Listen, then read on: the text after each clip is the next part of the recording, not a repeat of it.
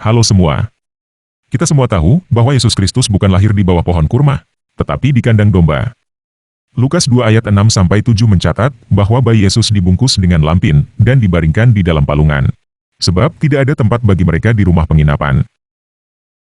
Nah, bagi teman-teman yang belum percaya kepada Yesus Kristus, Tuhan turun ke dunia saja sudah merupakan sesuatu yang aneh. Ini ditambah lagi, Tuhan lahirnya di kandang domba. Seorang Mesias, raja di atas segala raja, yang begitu mulia, seharusnya lahir di istana. Tetapi ini lahir di kandang domba. Kenapa Yesus lahir di kandang domba? Kenapa tidak ada tempat bagi mereka di rumah penginapan? Nah, pada video ini, kita akan menjawab pertanyaan-pertanyaan ini. Jadi, simak video ini sampai selesai ya. Oke, kita mulai aja ya.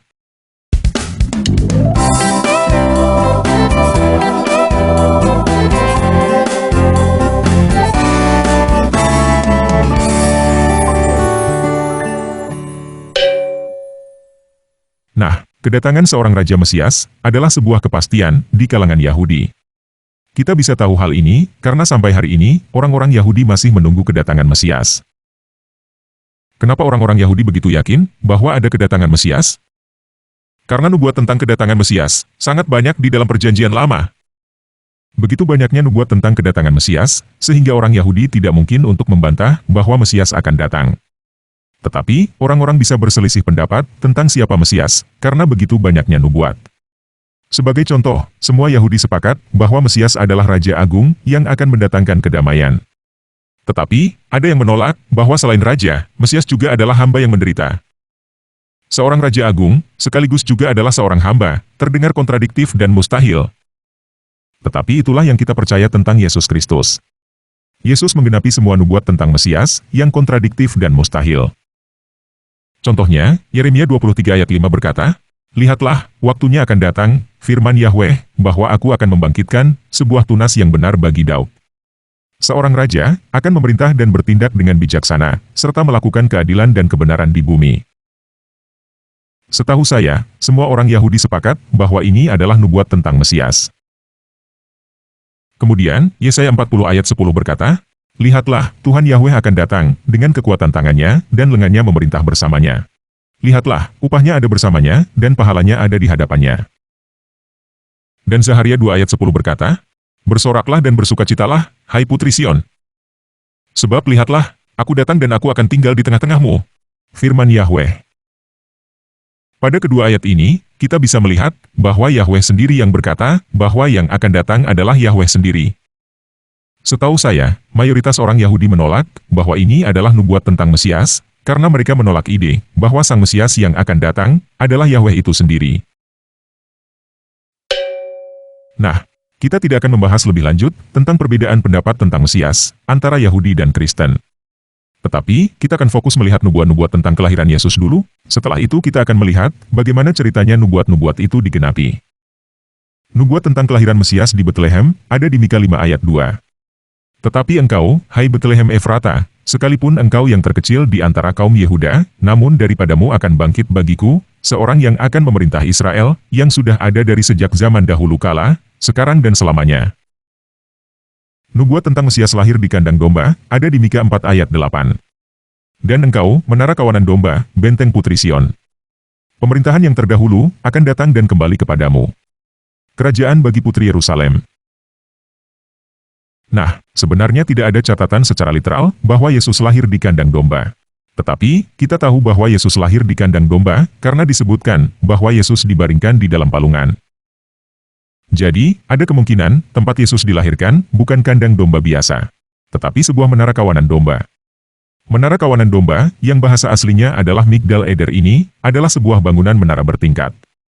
Tempat ini adalah tempat khusus untuk sekelompok gembala yang memelihara anak-anak domba tidak bercacat celah untuk dijadikan kurban persembahan yang akan dikirim ke Bait Suci Yerusalem. Di Migdal Eder ini, ada imam yang bertugas khusus untuk memastikan bahwa domba betina yang akan melahirkan anak dibersihkan dan dirawat agar anak domba yang baru lahir tidak cacat atau terluka setelah kelahirannya.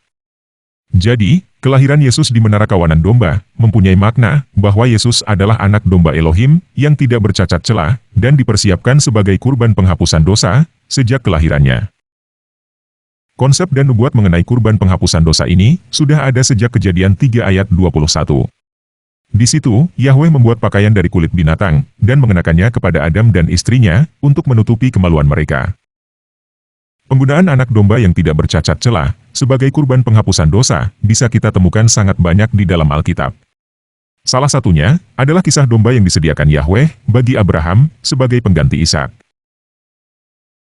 Pernyataan bahwa Yesus adalah anak domba yang akan dikurbankan dinyatakan oleh Yohanes Pembaptis di dalam Yohanes 1 ayat 29. Dan tentunya, realisasi Yesus sebagai anak domba yang dikurbankan adalah penyalibannya di atas kayu salib. Nah, jadi kita bisa lihat bahwa seluruh perjalanan hidup Yesus, dari kelahirannya sampai kebangkitannya, menggenapi berbagai nubuat di dalam Perjanjian Lama. Walaupun Yesus lahir di kandang domba dan mati disalibkan, seperti layaknya seorang penjahat, walaupun dia tidak melakukan kesalahan, kita tahu dari Matius 2 bahwa orang-orang Majus datang ke kandang domba untuk menyembah Yesus, karena mereka mengenali Yesus sebagai Raja Yahudi. Dan kita tahu dari Matius 27 ayat 37, Markus 15 ayat 26, Lukas 23 ayat 38, dan Yohanes 19 ayat 19, bahwa pada salib Yesus, tertera dengan jelas bahwa Yesus adalah Raja Yahudi. Jadi, penggenapan nubuat oleh Yesus, bukan tebang pilih cocokologi sesuai keinginan, apalagi comot satu ayat, Ulangan 18 ayat 18, lalu maksa sebagai nabi seperti Musa, karena sama-sama punya jenggot. Yesus menggenapi semua nubuat, bahkan yang saling bertentangan, dan tidak masuk akal, supaya kita yakin bahwa ini bukan rekayasa orang Yahudi, apalagi rekayasa orang Romawi. Yesus adalah Raja, sekaligus hamba. Yesus adalah singa dari Yehuda, sekaligus anak domba. Yesus adalah Sang Ilahi, sekaligus manusia. Apa yang menurut kita tidak masuk akal, nyata di dalam Yesus Kristus. Itu juga sebabnya, kita bisa dengan yakin mengikuti perintah Yesus, yang tidak masuk akal, seperti kasihilah musuh-musuhmu, berkatilah mereka yang mengutuk kamu, perlakukanlah dengan baik mereka yang membenci kamu, dan berdoalah bagi mereka yang mencaci maki dan menganiaya kamu, di dalam Matius 5 ayat 44. Nah, balik ke kisah kelahiran Yesus. Bagaimana ceritanya Yesus bisa lahir di kandang domba? Gak mungkin Yusuf dan Maria sengaja ke Betlehem mau lahir di kandang domba, hanya untuk mencocokkan diri dengan nubuat. Jadi, mari kita balik ke awal, mulai dari siapa Yusuf. Dari silsilah di Matius, kita tahu bahwa Yusuf adalah orang Betlehem yang berasal dari keluarga Raja Daud.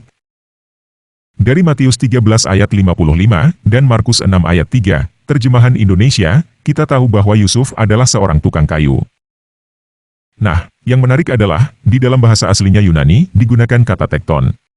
Kata tekton ini, sebenarnya secara literal berarti tukang, atau pengrajin secara umum. Biasanya digunakan untuk menyebut tukang kayu, atau tukang bangunan. Kata arsitek, yang sekarang kita gunakan, berasal dari kata Yunani architekton, yang artinya kepala tukang. Jadi, Yusuf adalah seorang pengrajin, entah kayu, batu, atau bangunan. Dan dia belum tentu adalah seorang yang miskin. Menurut Lukas 2, ayat 1-5, Yusuf meninggalkan Nazaret di Galilea, dan pergi ke Betlehem di Yudea, untuk mendaftarkan diri bersama Maria, sebagai penduduk Betlehem. Karena pada saat itu, ada keputusan dari Kaisar Agustus, agar seluruh penduduk didaftarkan. Jadi, bisa dikatakan, Yusuf adalah orang Betlehem, yang merantau ke Nazaret.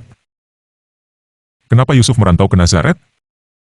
Kemungkinan, karena dia bertunangan dengan Maria, dan Maria adalah orang Nazaret.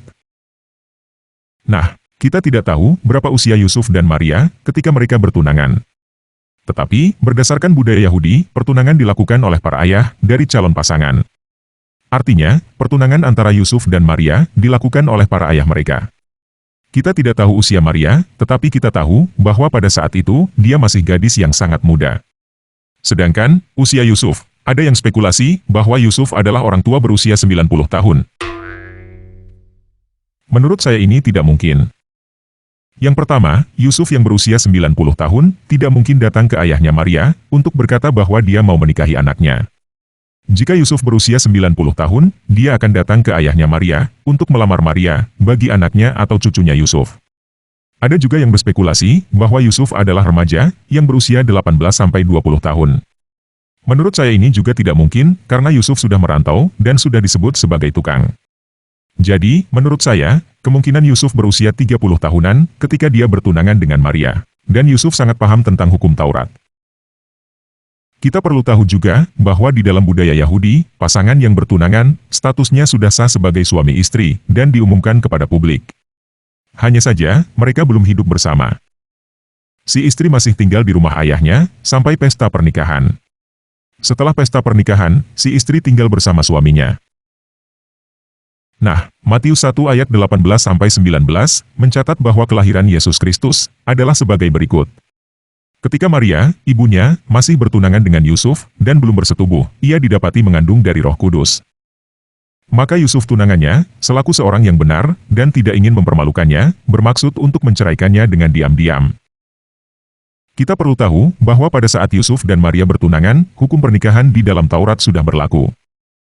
Yuk kita baca, Ulangan 22, ayat 23-27.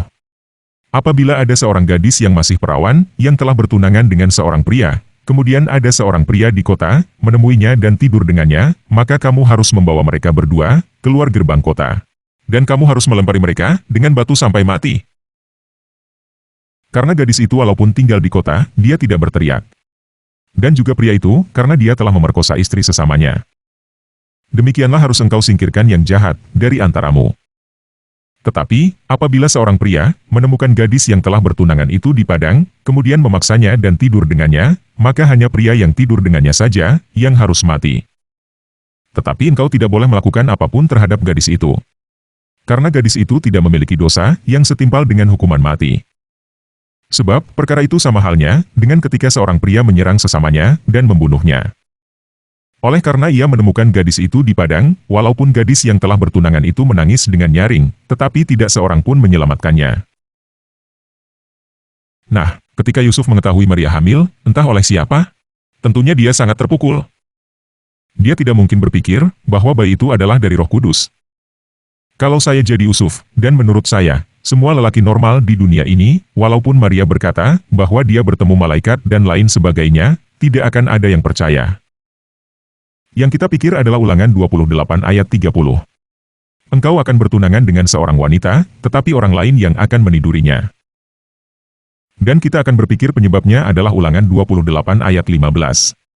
Yusuf mendapatkan kutuk karena melanggar hukum Taurat. Nah, di dalam kondisi itu, Yusuf memutuskan untuk menceraikannya. Tetapi, jika dia mengumumkan bahwa dia menceraikan Maria, artinya Maria harus dibawa keluar gerbang kota, lalu dilempari batu sampai mati. Yusuf berniat untuk bercerai dengan Maria, tetapi dia tidak mau Maria mati. Itu sebabnya, dia berniat untuk menceraikan Maria, secara diam-diam. Setelah Yusuf bertemu sendiri dengan malaikat itu, baru dia mengurungkan niatnya untuk menceraikan Maria. Tetapi teman-teman harus tahu, bahwa dengan tidak menceraikan Maria, Yusuf membuat seluruh keluarganya malu, dan mengecam dia. Karena dia dianggap telah menghamili Maria, sebelum pesta pernikahan. Tidak akan ada keluarganya yang percaya bahwa Maria tidak dihamili oleh Yusuf, karena Yusuf tidak menceraikan Maria. Semua orang akan menilai bahwa Yusuflah yang menghamili Maria sebelum pesta pernikahan. Dalam polemik seperti inilah, Yusuf dan Maria pergi ke Betlehem. Betlehem, seperti yang dikatakan oleh Mika 5 ayat 2, adalah kota kecil. Rut 1 ayat 19 mencatat bahwa ketika seorang nenek tua bernama Naomi kembali ke Betlehem, semua orang langsung tahu. Banyak orang yang memperkirakan, ketika zaman Yesus lahir, penduduknya hanya sekitar 500 orang. Jadi, bisa dikatakan, Betlehem itu kira-kira hanya seperti sebuah komplek perumahan kecil, sebesar satu rukun warga, di Indonesia sekarang ini. Seharusnya, pada saat itu, Betlehem mendadak menjadi ramai, karena yang merantau, dan kembali karena sensus penduduk, tentunya bukan hanya Yusuf dan Maria. Nah, Alkitab Bahasa Indonesia, menerjemahkan Lukas 2 ayat 7, dengan kalimat, tidak ada penginapan. Tetapi, perlu kita ketahui bahwa penginapan yang dimaksud di situ bukan hotel. Tetapi rumah tamu yang kemungkinan dimiliki oleh keluarga Yusuf. Kenapa tidak ada tempat bagi mereka, dijelaskan di dalam Lukas 2 ayat 6. Bukan karena mereka tidak diterima, tetapi karena itu saatnya Maria melahirkan. Menurut Imamat 12 ayat 2, ketika seorang wanita mengandung, lalu melahirkan bayi laki-laki, maka ia menjadi najis selama 7 hari, seperti najis wanita yang sedang haid. Menurut Imamat 15 ayat 19-24, dan ketika ada seorang wanita yang mengeluarkan lelehan darah pada tubuhnya, ia akan ada dalam masa haid selama 7 hari. Dan setiap orang yang bersentuhan dengannya akan menjadi najis sampai petang. Dan segala sesuatu yang di atasnya ia berbaring dalam masa haidnya menjadi najis. dan segala sesuatu yang di atasnya ia duduk menjadi najis.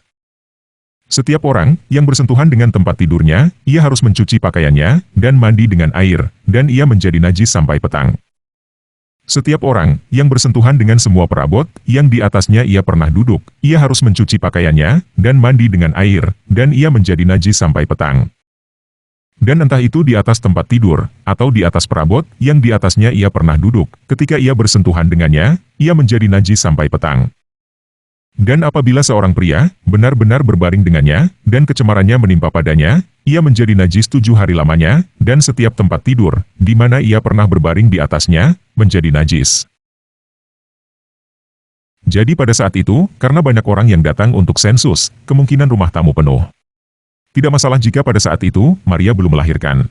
Tetapi ketika Maria melahirkan, dia menjadi najis selama 7 hari. Ini akan sangat merepotkan semua orang yang tinggal bersama di rumah tamu, karena bisa dikatakan, apapun yang Maria sentuh, akan menjadi najis. Dan semua orang yang menyentuh, apa yang sudah disentuh oleh Maria, menjadi ikut najis juga, harus cuci pakaian, mandi, dan lain sebagainya. Satu-satunya tempat kosong, yang tidak ada orang, hanya menara kawanan domba. Jadi pilihannya, adalah semua orang harus menjadi najis, dan repot selama 7 hari, atau semua orang harus keluar dari rumah tamu, dan tinggal di menara kawanan domba, selama 7 hari, kecuali Yusuf dan Maria. Atau Yusuf dan Maria yang keluar, untuk tinggal di menara kawanan domba. Mereka memutuskan, Yusuf dan Maria yang keluar, untuk tinggal di menara kawanan domba. Lagi pula, di tempat itu ada fasilitas, untuk merawat bayi domba, yang bisa digunakan untuk merawat bayi Yesus. Sampai di sini jelas ya? Nah, satu lagi informasi tambahan, adalah palungan yang biasanya digambarkan terbuat dari kayu, kemungkinan besar kurang tepat. Karena, palungan yang ada di Bethlehem, biasanya terbuat dari batu. Dan palungan itu, bukan digunakan untuk menaruh makanan ternak, tetapi untuk menaruh air, yang diminum oleh binatang ternak. Oke, sekian video kali ini. Yesus Kristus penguasa saya, beserta kita semua.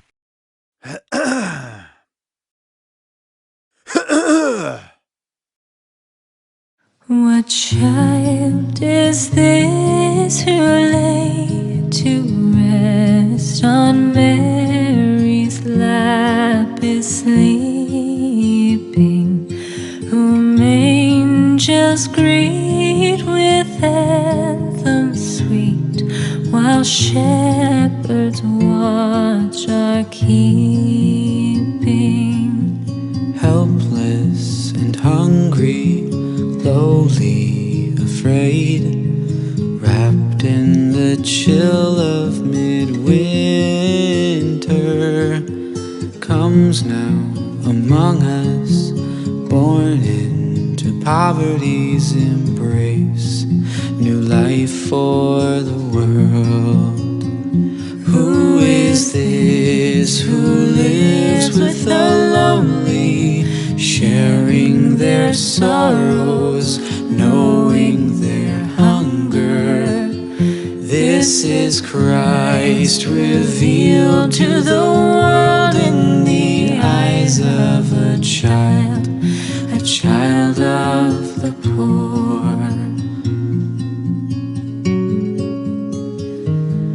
What child is stranger this who here lay in to our midst, on looking for Mary's shelter lap is among us? Who is angels this greet outcast with we anthems see amidst while the shepherds children watch of God?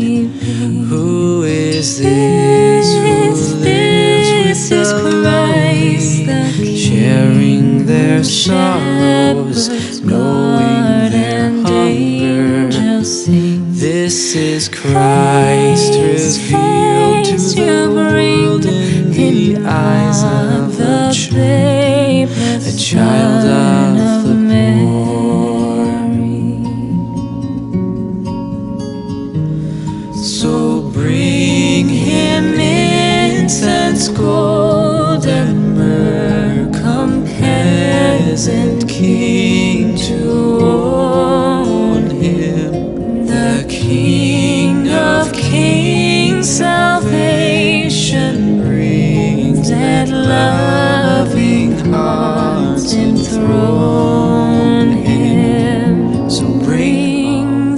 thirsty, all who seek peace. Bring those with nothing to offer. Strengthen the feeble, say to the frightened heart, fear not. Here is your fear God. not. Who is this who lives with the lowly, sharing their sorrows, knowing their hunger? This is Christ revealed to the world in the eyes of the child of the Lord, a child of the Lord. The babe, the Son of Mary.